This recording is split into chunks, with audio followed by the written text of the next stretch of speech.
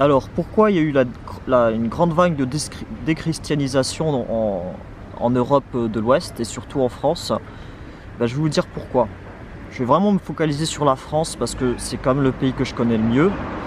Et je vais éviter quand même de... Parce qu'il y a quand même dans les facteurs que je vais évoquer, il y a des facteurs de déchristianisation qui sont présents uniquement en France et pas dans d'autres pays d'Europe de l'Ouest. Alors parlons de la France. Alors, déjà, il y a eu Vatican II.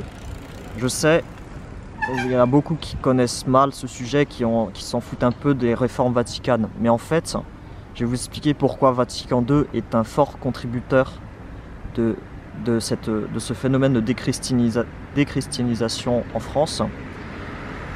Parce que quand même on a une majorité catholique plutôt que protestante.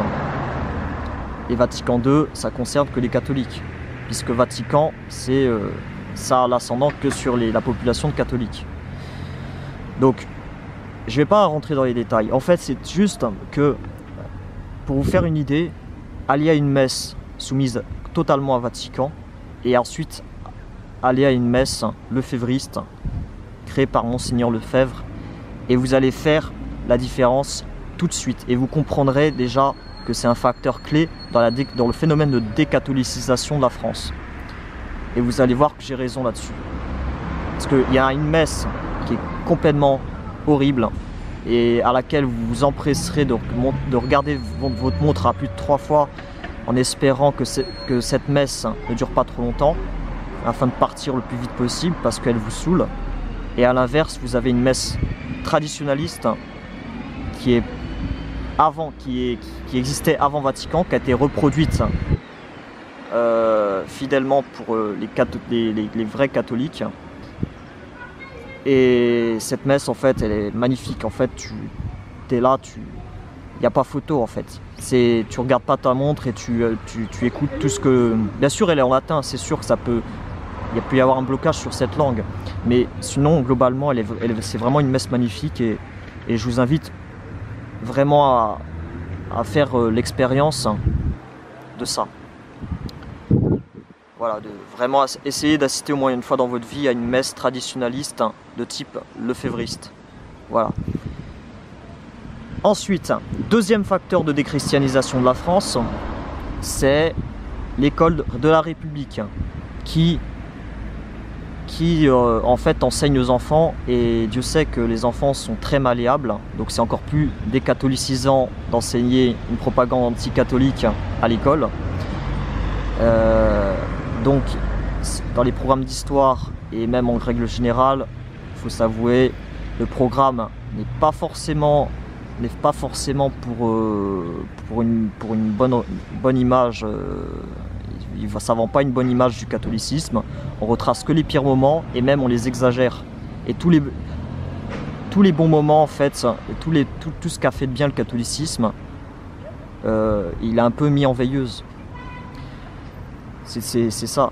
Et il y a beaucoup de mythes qu'on nous enseigne à l'école, en fait, qu'il faut arriver à déblayer. Et Marion Sigaud fait très bien ce travail. Et elle démystifie un peu toute cette propagande.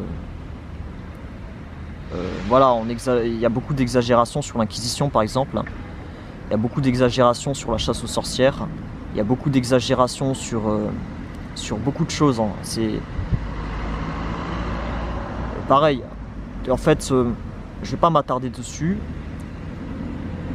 Il y a un troisième facteur de décatholicisation, de déchristianisation en France, qui est assez puissant, c'est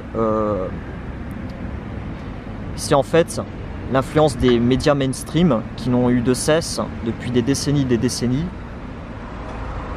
de faire passer le catholicisme pour un repère de pédophiles ou pour un repère d'arnaqueurs, de menteurs. Et je trouve que c'est aussi malsain, ça a dégoûté pas mal de gens du catholicisme. Je dis pas qu'il y en a qui ont subi de par leur enfance aussi des problèmes de prêtres et tout, mais ça c'est évident. Mais statistiquement, la profession de prêtre, c'est l'une des professions les moins touchées par par des faits divers de pédophilie. Ou voilà.